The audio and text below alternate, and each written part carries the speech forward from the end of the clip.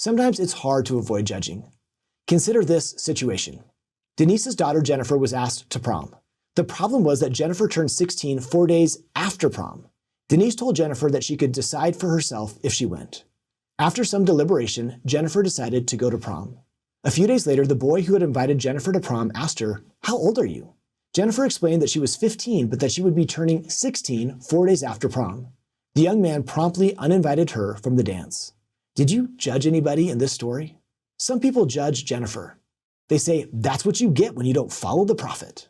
Maybe some people judge Denise and think she should have done a better job teaching her daughter. A lot of people judge the boy and think that jerk totally missed the mark. I talked to one lady and she had a totally different judgment.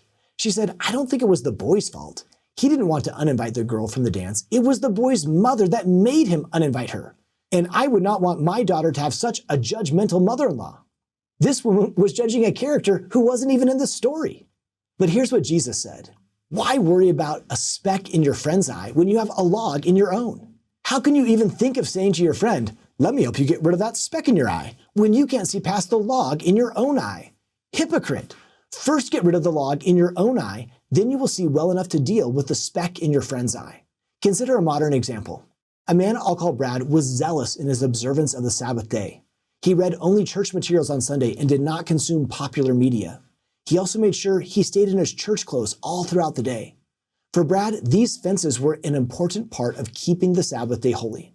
When Brad lived on the East Coast of the United States, he didn't notice how other church members observed the Sabbath because he didn't often see them outside of church meetings. When Brad moved to Utah, he did not approve of the actions of many of his neighbors, whose fences were different from his own. He was particularly irritated when he saw a member of the bishopric out delivering goodies to ward members on Sunday wearing shorts and a t-shirt. Now, nothing is wrong with any of Brad's fence laws. In fact, each of them could be very helpful in facilitating feeling the Holy Ghost on the Sabbath. However, Brad missed the mark by using his own fence laws to make judgments of others. This hurt Brad.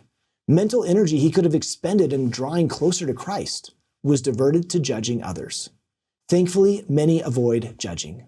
Karen joined the church at the age of 22 and was promptly called to serve in the primary. Karen did not know anything about teaching the gospel to children, but she loved kids. So she invited her primary students to come to her home and play some games to build camaraderie. When Karen was growing up, her favorite game to play with her family was poker. She was shocked to learn that none of her primary students knew how to play, so she taught them. Imagine the surprise of some of the mothers when they found out what their children had been doing at their primary activity. This could have become a situation in which Karen felt judged and inferior and harbored negative feelings towards the church.